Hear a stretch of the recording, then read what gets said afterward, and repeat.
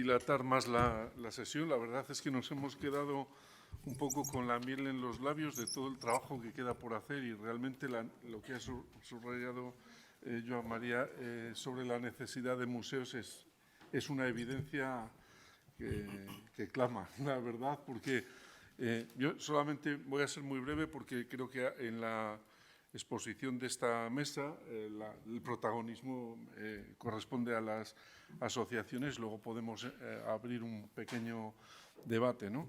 Pero comentaré solamente dos cosas que tienen relación con algo que yo he estado haciendo este tiempo también como historiador, no como vicerrector, ¿no? Yo soy modernista.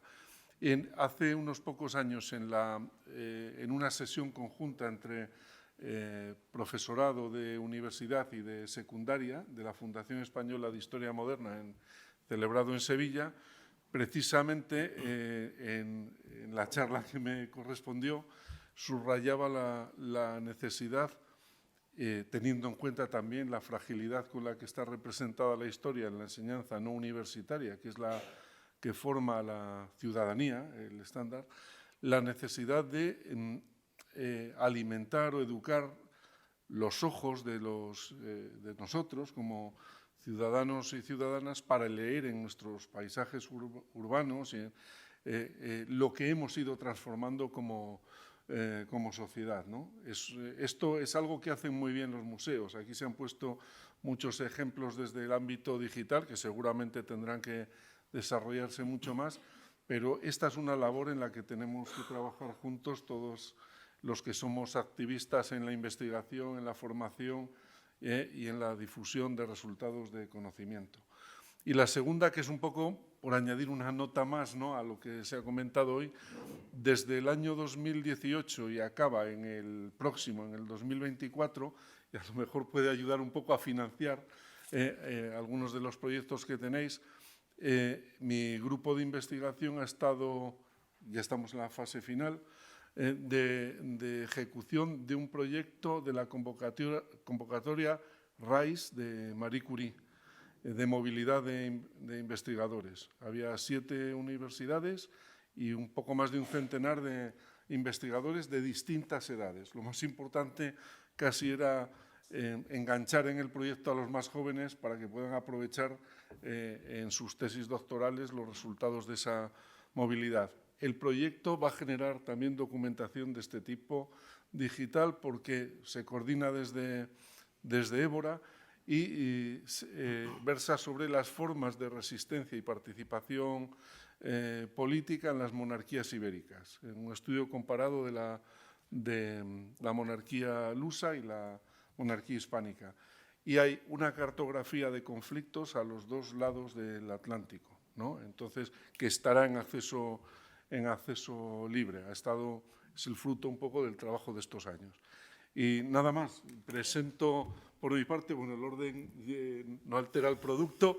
Tenemos 2 especialistas que además han estado trabajando desde hace muchos años en muchos frentes, no solamente en el de recuperación documental y de memoria histórica, sino también en el de intentar preservarla, digitalizarla, que quede registrado y que pueda ser reutilizada por generaciones siguientes, ¿no? Está Valentín Andrés a un lado y Alberto Salcines al otro. Representan a la Asociación Desmemoriados, que ha colaborado y sigue colaborando con nuestra biblioteca universitaria y con la investigación que desarrollamos desde la universidad, y a la Fundación Bruno Alonso, que ha sido un puente en muchísimas ocasiones para poder recuperar testimonios del contexto de la guerra civil y del franquismo, pero también de todo tipo de expresión cultural y artística en la región. Es una colaboración también que se prolonga desde hace mucho tiempo y entre ello también pues, la recuperación de la obra, los dibujos de Luis Quintanilla y otras muchas piezas. Actualmente estamos trabajando, Nuria lo sabe muy bien, con una colección que nos donó Mauro Muriedas, el hijo del escultor, de carpetas y dibujos que son de una calidad extraordinaria por la frescura y la honestidad con que representan todas las vivencias que tuvo en este contexto precisamente de la guerra y del periodo posterior. Así que, sin más preámbulos, les paso primero a Valentín Andrés y luego a Alberto Salcines para que expongan lo que son sus proyectos en marcha. Bueno, a Salcines a mí nos ha tocado defender el papel de las asociaciones en la construcción del conocimiento público, ¿no? Es decir, es cierto que en las asociaciones tenemos un peso importante en lo que es la reivindicación, en lo que es recuperar cosas del pasado, pero también esta construcción del conocimiento. Y un poco por polemizar, que me va un poco, muchas veces parte de estas áreas del conocimiento han partido desde las asociaciones, lo de las fosas, la Asociación de Recuperación de la Memoria Colectiva, fueron los pioneros en poner el tema de las fosas sobre el terreno y a partir de ahí el mundo académico empezó también a ser un tema, ¿no? Es decir, que aquí hay un camino de ida y vuelta y bueno, reivindicar esa parte, ¿no? Pues, sé que nos ponemos de acuerdo, pero ya sabes, tengo un cierto tono de polémica sano. Eso por un lado. Por otro lado, sí quería hacer una pequeña definición operativa de lo que sería la memoria histórica. Y no de lo que es, sino un poco por entendernos, ¿no? Yo aquí he traído a José Ignacio Lacasta. Este hombre define que es una definición operativa y habla de 3 elementos, ¿no? Habla de unas partes de la historia que el mundo académico o de los medios de comunicación no fueron capaces de sacar, que tiene un gran componente social, que reivindica y que está inspirado en temas de derechos humanos, ¿no? Aquí en España, cuando hablamos de memoria histórica, fundamentalmente nos estamos refiriendo a la represión del franquismo, ¿no? Pero va a otro lado. ¿Por qué digo esto? Porque nosotros tenemos un pie metido ahí en la memoria histórica, que ahora, con esta denominación de intentar dar dignidad y recuperar este pasado, lo denominamos o se denomina memoria democrática. No voy a entrar en el rollo conceptual o la polémica académica porque tampoco la domina, y nosotros siempre quisimos trabajar lo que fue la memoria colectiva, ¿no? ¿Dónde está la diferencia? Es decir, nosotros entendemos que la forma de recordar este pasado, hay una forma que los grupos tienen de recuperar este pasado y que nos hablan de la esencia de esos grupos y, aunque entrevistemos a una persona perteneciente a ese grupo, hay una parte de esas memorias colectivas que están ahí. Y esto nos permite acercarnos a temas que normalmente la historiografía tiene dificultades para ello. Sí es cierto que nosotros no somos historiadores profesionales porque no cobramos de ello, quizás seamos historiadores frustrados, a pesar de la academia que pasamos por ello, nos tenemos que dedicar a otras cosas y esto nos aporta mucho calor humano en el grupo que estamos y nos aporta la posibilidad de sacar un rendimiento social, porque parte de ellos venimos de la militancia, de estar en otras cosas y desarrollar una serie de conocimientos que no habíamos tenido manera de sacarlo, ¿no? Un poco esta es la esencia de Desmemoriados, ¿no? Entonces, aquí, ¿qué es lo que somos? Pues un poco lo que he dicho, ¿no? Un grupo de trabajo, fundamentalmente un grupo de trabajo. Evidentemente, compartimos esta parte con otros grupos memorialistas de lo que es la reivindicación, de lo que es en evidencia, y ahora, bueno, pues ya aprovechamos para decir que el lunes hay una concentración para oponernos al intento de derogación de la Ley de Memoria Democrática de Cantabria, y ahí estamos. Y también tenemos ahora recién abierta una exposición de niños de la guerra, que hemos aprovechado una exposición de Asturias, hemos añadido 9 paneles, y estos son un poco los proyectos que han tomado cuerpo a lo largo de estos casi 10 años, ¿no? En el primero, que está ahí a la derecha, es un poco lo que define la esencia o el origen del grupo. Teníamos un planteamiento un poco, no sé cómo definirlo. Bueno, cuando queremos explicarle a alguien por qué creamos esto, decimos, si un marciano viene el siglo que viene a investigar la historia de Cantabria, probablemente pasaría de la historia de los cántabros a Sultán y a esta idealización del mundo rural de Cantabria, ¿no? Pero probablemente lo que no quedaría allí es huella de los movimientos sociales que en esta Cantabria, esta Arcadia feliz del conservadurismo, que parece que tapa todo lo demás, ¿no? Y un poco lo que planteamos, también desde nuestra propia experiencia personal, es que en Cantabria todos los movimientos sociales del siglo XX han estado representados. Por lo tanto, si no somos capaces de alimentar ese archivo digital, va a ser difícil que alguien le preste atención, ¿no? Nuestra gran experiencia fue que creamos un repositorio. Como ya teníamos metido 1000 y pico documentos, este repositorio se cayó. Se cayó porque la persona que nos daba este soporte cambió de plataforma, que no hemos hablado de las dificultades que tiene el mundo digital, y uno es esto, que cambia la plataforma y se nos va todo al garete, se apaga la luz y desaparece el conocimiento, y esto fue lo que nos pasó. Entonces, a partir de ahí pensamos, dice, para poder tener todo esto vivo necesitamos una colaboración institucional. Y aquí fue donde entramos en contacto con la universidad. Fuimos acogidos por la biblioteca, ¿no? Y ahí hemos trabajado con ellos.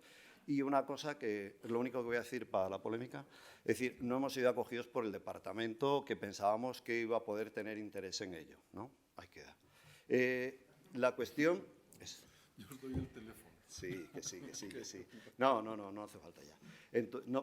Y entonces aquí ha sido un trabajo que explicó perfectamente Chus esta mañana. La verdad que ha sido un trabajo largo, difícil porque era un mundo nuevo para ellos y un mundo que se nos escapaba a nosotros. Nosotros no podemos, y ahí es un poco lo que, cuando antes el profesor que nos ha antecedido dice que han firmado un acuerdo para 10 años, es que el problema que estamos hablando es que un libro nos puede durar 100 años hasta que se coma el papel, y lo digital, en el momento que le dejemos de alimentar, desaparece el conocimiento, ¿no? Y la sociedad civil está generando un conocimiento. Y entonces el proyecto de Ismadis, que ya conocía y me parece súper interesante, pero el problema es quién va a conservar ese conocimiento que está en todas esas páginas que están ahí recogidas y está ahí, ¿no? Es decir, si no hay una red pública que acoja ese conocimiento, es un conocimiento destinado a que dentro de 50 o 60 años desaparezca, ¿no? Hay alguna página que va guardando aleatoriamente por ahí, que es privada, y todo eso terminará desapareciendo, ¿no? Y nos quedarán los libros de quienes hayan escrito, los que se hayan conservado, y una parte de ese conocimiento digital, que cada vez producimos más en digital, y que lleva a eso, ¿no? Bueno, esto sería uno de los proyectos, por enseñaros algún otro. Bueno, pues Presos con Causa es un proyecto anterior que hemos recogido porque no se perdiera. De hecho, la página web está perdida, es anterior a Desmemoriados. Y bueno, y hay dos proyectos que se escaparían de lo que es el ámbito tradicional de lo que es entendemos por memoria colectiva, ¿no? Memoria histórica. Por un lado fue el conflicto de Reynosa, año 87, plena reconversión industrial.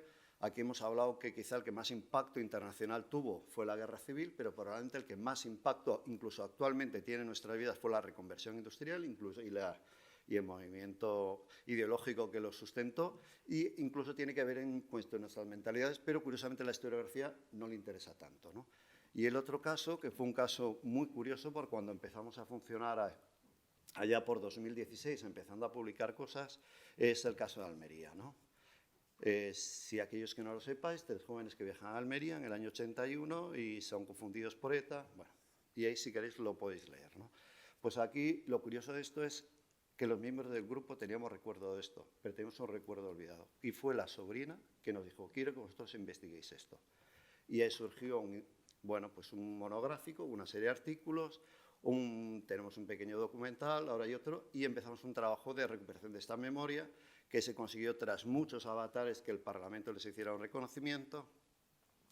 Hemos conseguido poner un monumento en la Plaza de las Estaciones, no sé qué impacto tiene. Lo que sí hemos conseguido es que no nos lo vandalicen, y creo que es bastante. Y una cosa que nos hizo sentirnos bien y mal a la vez, que fue el acto de homenaje que se hizo a las víctimas del franquismo del Parlamento, ¿no? Porque el caso de Almería copó todo ese acto de homenaje. Entonces, por un lado, bien, y por otro lado, cuando ves a otros familiares, ves lo que planteamos estas veces, que cuando algo tiene potencia, termina ocultando otra parte, y eso es muy difícil de compaginar, ¿no?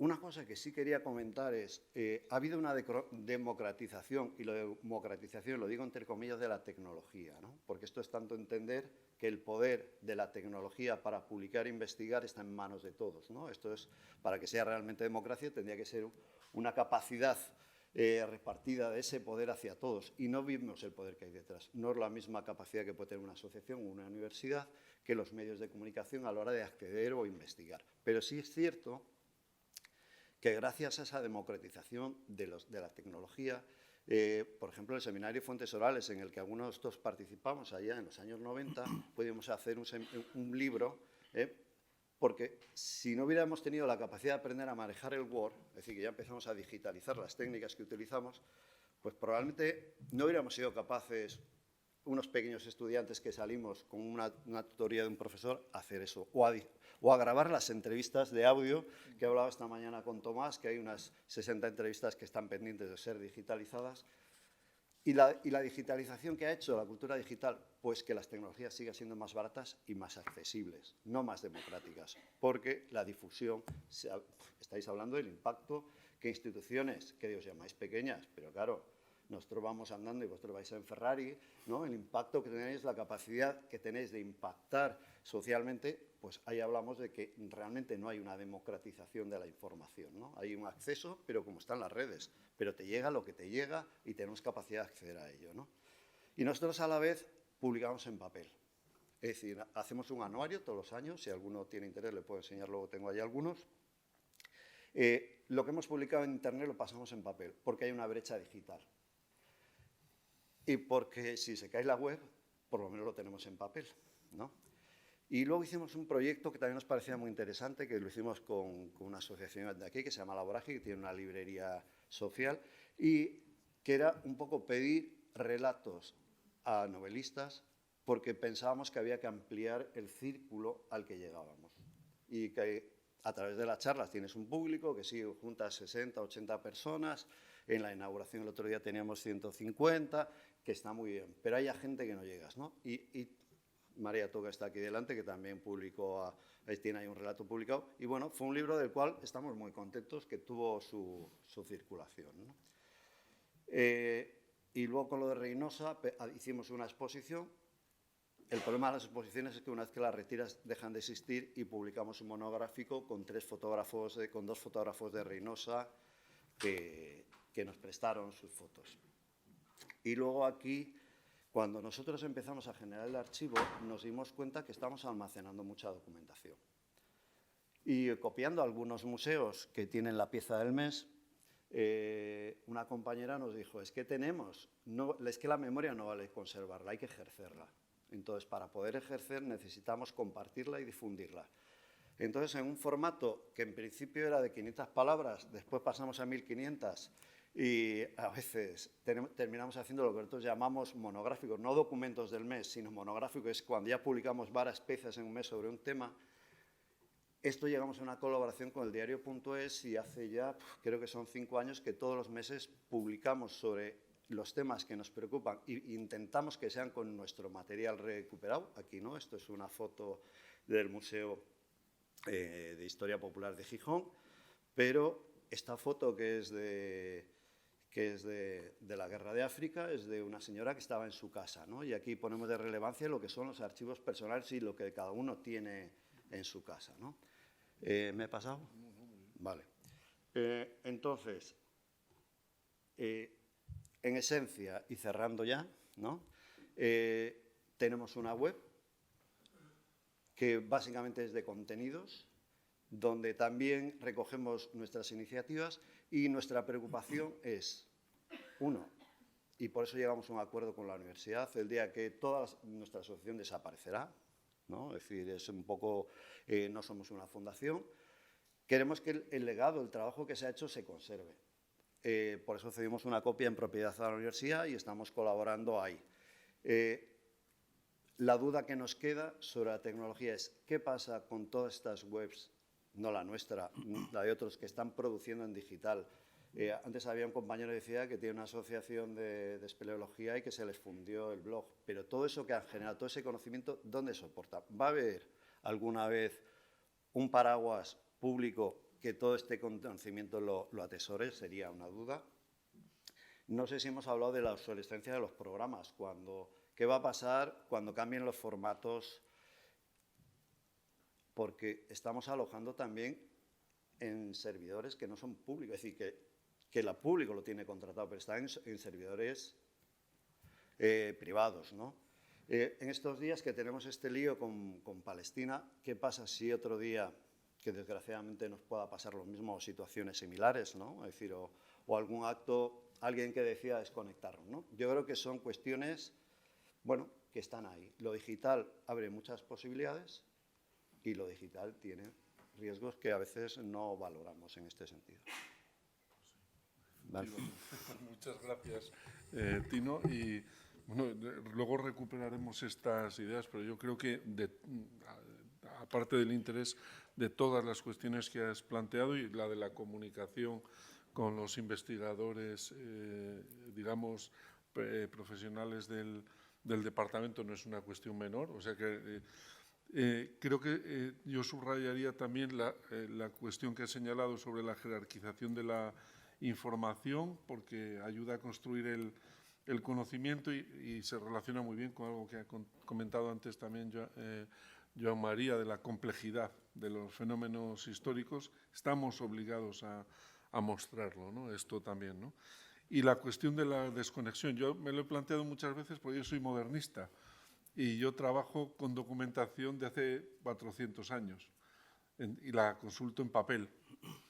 Y no se me muere, ni se me cae la red, ni nada. Tiene sus complejidades, pero yo me he acostumbrado a manejarla, ¿no? Y cuando ves un expediente así, sabes que más o menos en el primer tercio te encuentras información de tal tipo, y en el segundo, es decir, hay una visión física del documento que además es perdurable. Y esta... La única observación a eso es, la otra parte es que gente como nosotros, que esto es nuestra tercera actividad, porque trabajamos, tenemos familia en una tercera actividad, podemos hacer esto gracias al soporte digital, que de otra manera pues estaríamos acudiendo aquí como público y no estaríamos a este lado de la mesa. Pero esto sí tiene que ver con eso, garantizar alguna forma de dar mayor consistencia y perdurabilidad a lo que generamos, ¿no? Alberto, quedamos a tu disposición. O sea que... Pues me gustaría procurar ya los 15 minutos. No solamente la memoria histórica, la memoria sentimental, que estamos, yo creo que con un peligro muy grande que desaparezca, y la memoria literaria. Se está publicando muchos libros digitales. En las bibliotecas, como hay libros digitales, no se preocupan de los libros impresos, y parte del patrimonio literario de los últimos 10, 15 años, si uno va a las bibliotecas públicas, que son las que deberían tener libros de autores, a lo mejor de su comunidad, no tienen casi ninguno. O sea que son muchos peligros los que hay. Bueno, pues buenas tardes. Gracias por el privilegio de participar en este encuentro. Dar la enhorabuena a Tomás y a Nuria porque lo hayan convocado, porque lo hayan celebrado. Ya has hecho tú alguna alusión a que no toda la Universidad de Cantabria es uniforme, y que haya personas como Tomás y como Nuria que tiren de ello, yo creo que es para subrayarlo y para celebrarlo. Y por supuesto digo que gracias a que hayáis querido contar conmigo como representante de la Fundación Bruno Alonso, de la que soy presidente. La Fundación Bruno Alonso es una fundación cultural que se creó en el año 2002. Su sede es en la calle Isaac Peral, es una bocacalle perpendicular a Alcázar de Toledo, si uno parte de Numancia, la segunda calle a la derecha. Nada más arrancar está ahí la sede pequeñita de la Fundación Bruno Alonso.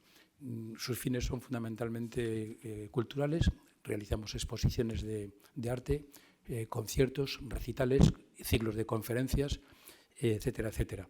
Y procuramos que las actividades no solamente se ciñan a nuestra sede, que es, como digo, pequeña, un aforo para 40 personas con las sillas que allí ponemos, y para unos 20 cuadros cuando exponemos. Pero nos gusta colaborar con otras instituciones y salir fuera de nuestra sede. Y precisamente cuando hemos salido de nuestra sede, algunas de las veces lo hemos hecho justamente colaborando con la Universidad de Cantabria.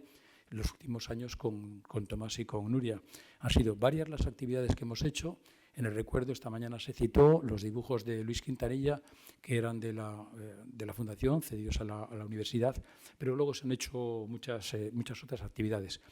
Los fines de la Fundación, como digo, son culturales, pero la memoria democrática, la recuperación sobre todo de nombres del exilio, ha sido una de las tareas más importantes. En este sentido, y volviendo al tema de la relación con la Universidad de Cantabria, hicimos dos proyectos de exposición en la exposición, en la sala que hay abajo, sobre artistas que pertenecieron al exilio exterior o interior.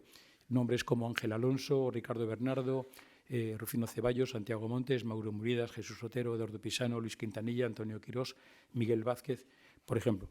La idea era reflejar aquí una selección de aquellos artistas que salieron de Cantabria y aquellos otros que se quedaron, pero que sufrieron una dureza en el exilio interior no menos cruel o importante. También hemos colaborado en otras circunstancias, en otros aspectos, con la universidad, y por eso pues, para nosotros es una satisfacción.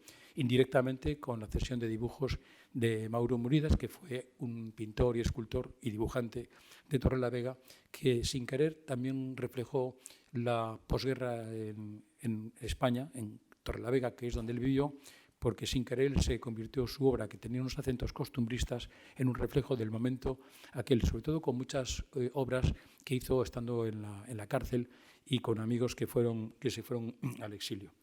Entre las otras actividades que hemos realizado en torno al exilio, yo creo que las más importantes fue también la conmemoración que hicimos del centenario del nacimiento de Eulalio Ferrer.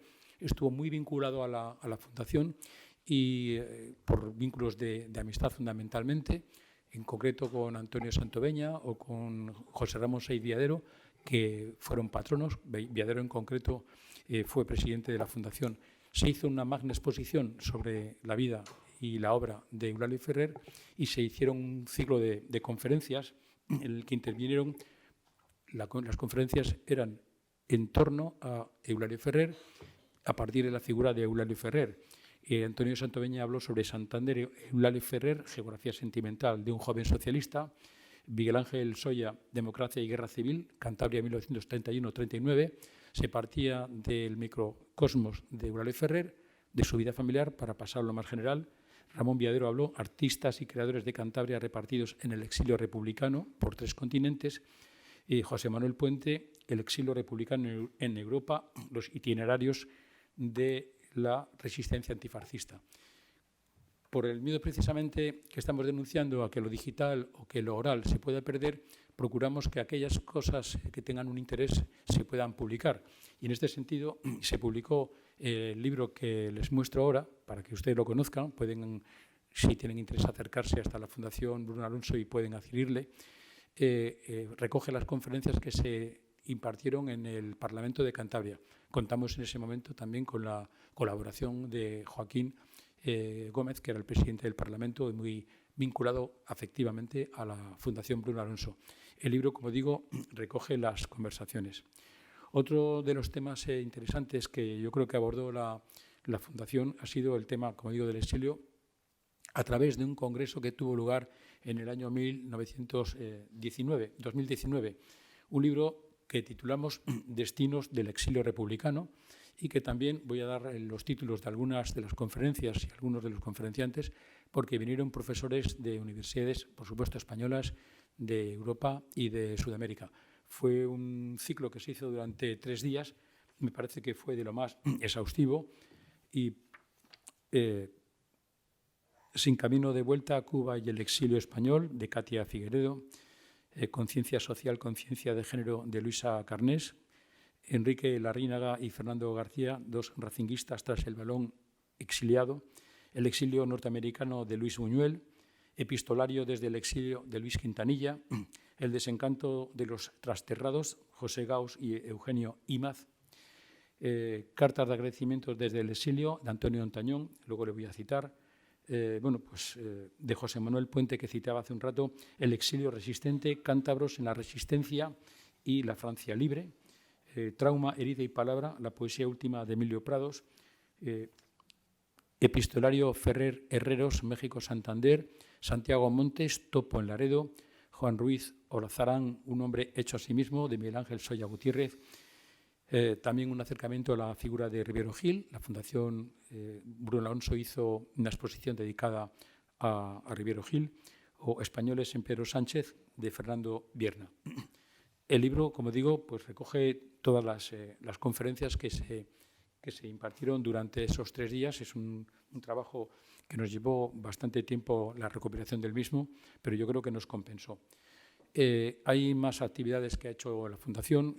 Hay una que, en cierto modo, nos conectó con Desmemoriados.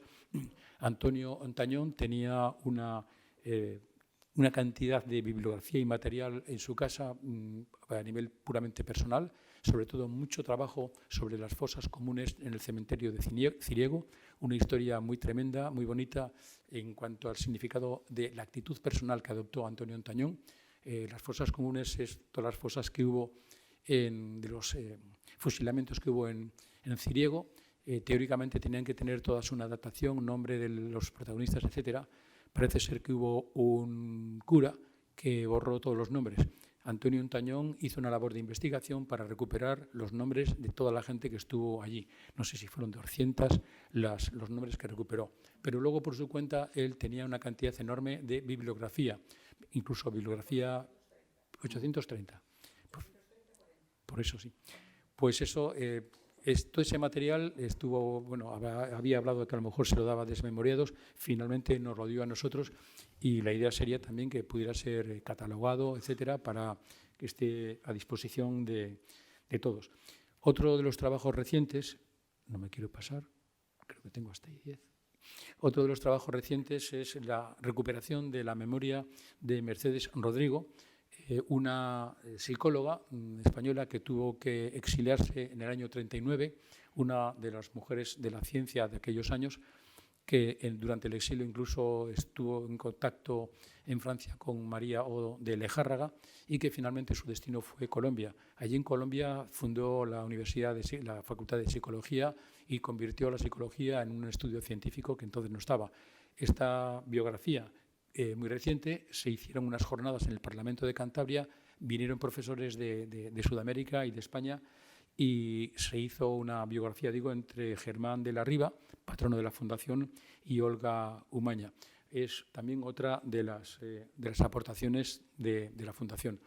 En general, la idea es pues eso, recuperar nombres, memoria de lo que está.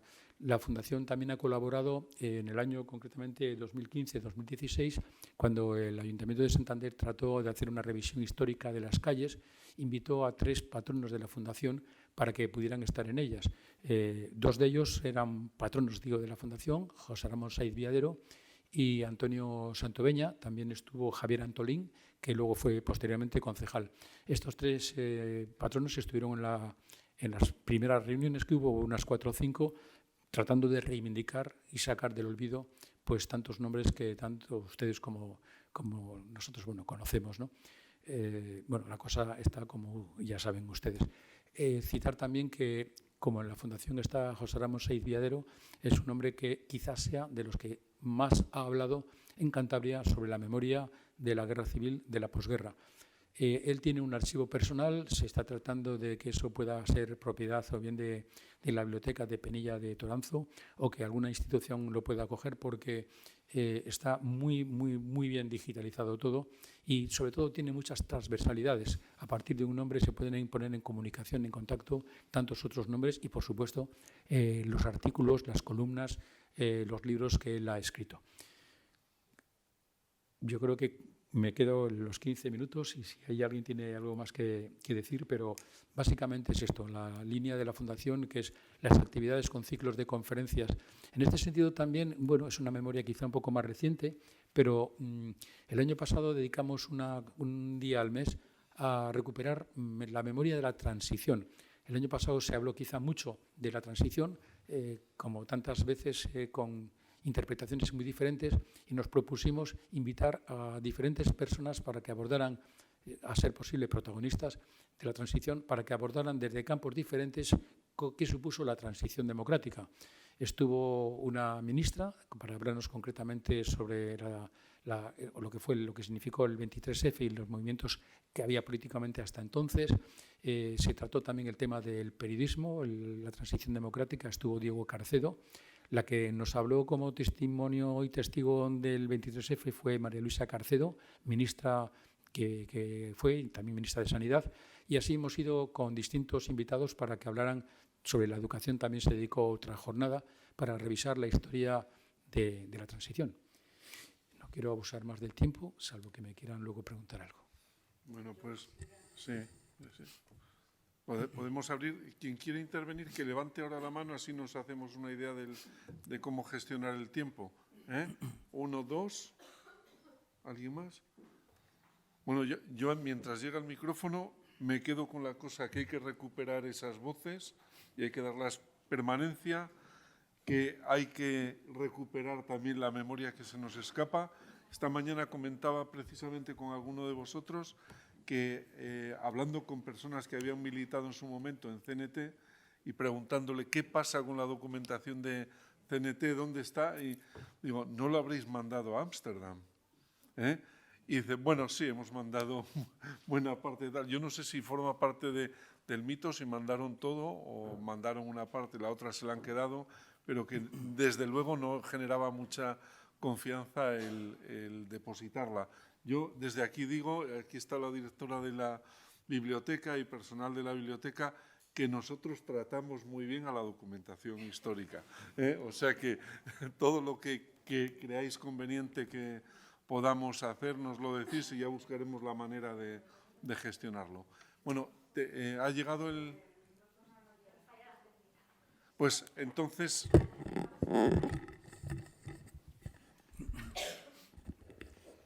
Bueno, muchísimas gracias porque ha sido está siendo un día muy gratificante. Por un lado, puntualizar que el archivo de Said Viadero está de aquella manera. El Ayuntamiento de Toranzo cerró la biblioteca. Sí, lo sabe, sí.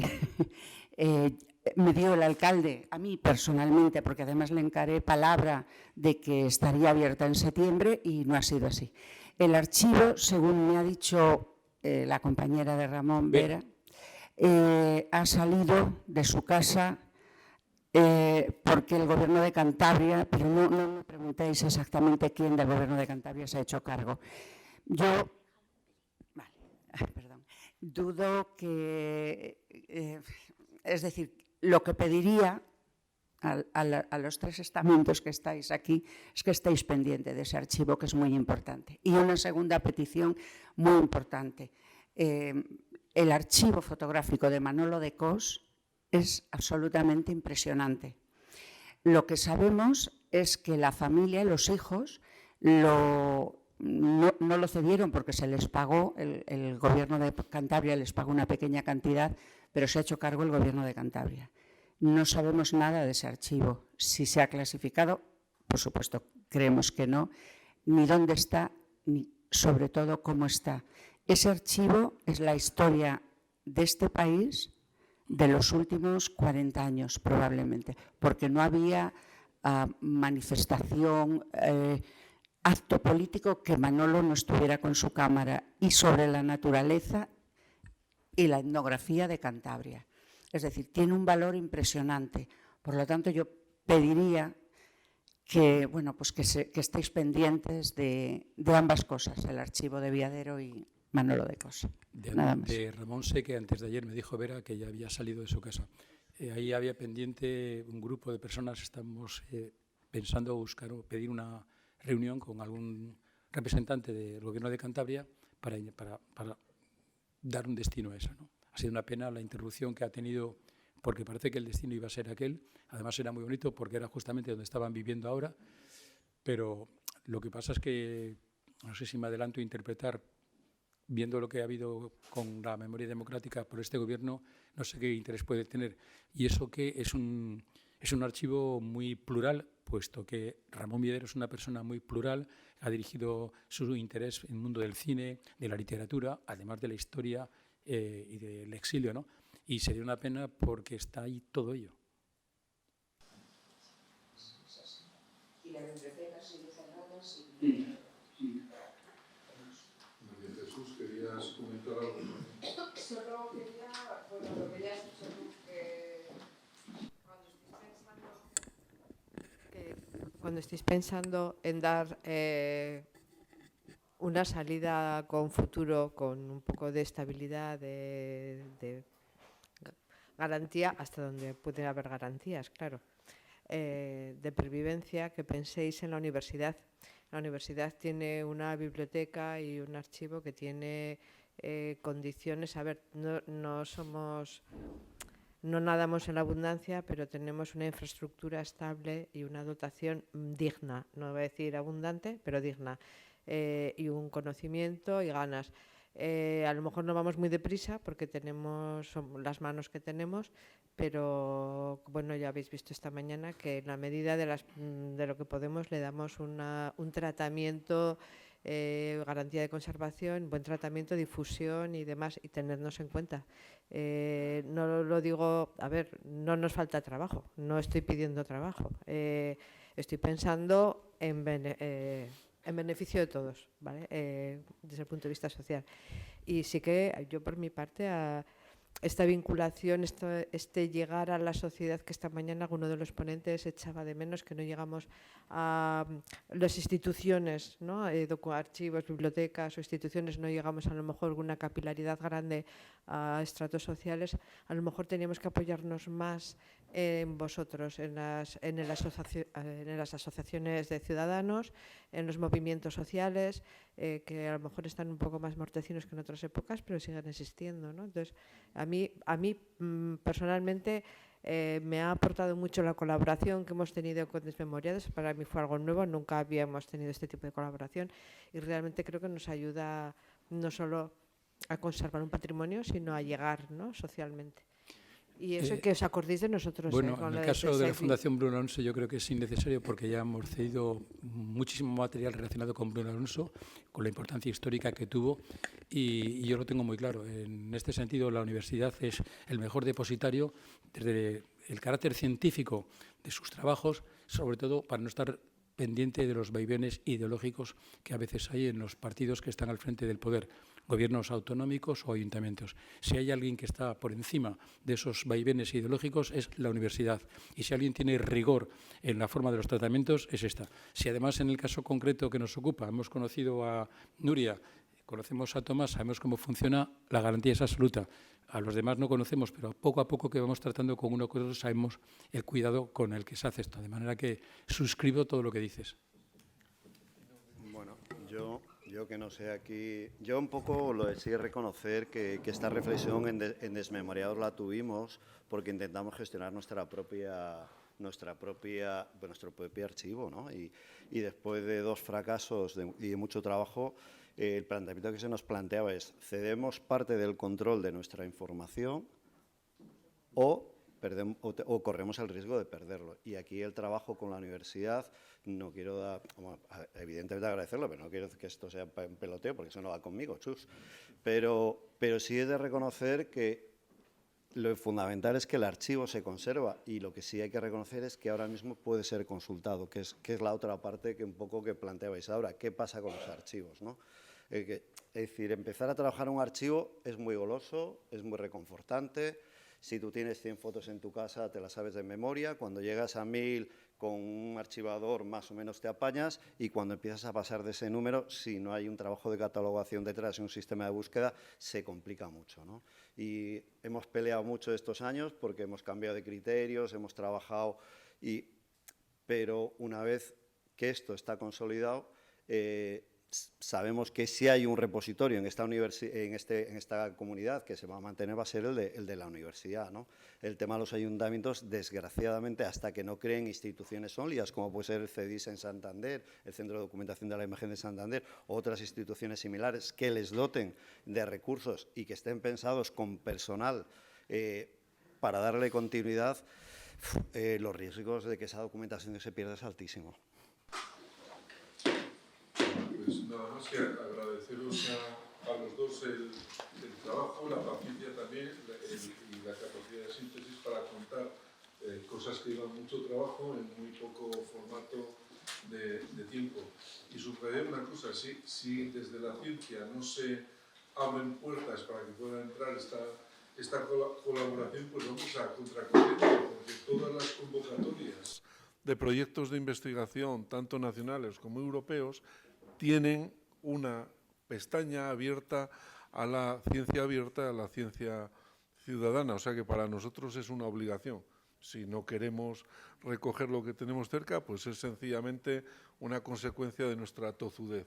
O sea que tenéis también la obligación de insistir para que abramos esa puerta, ¿eh? O sea que muchas gracias, ¿eh? Un aplauso para ellos.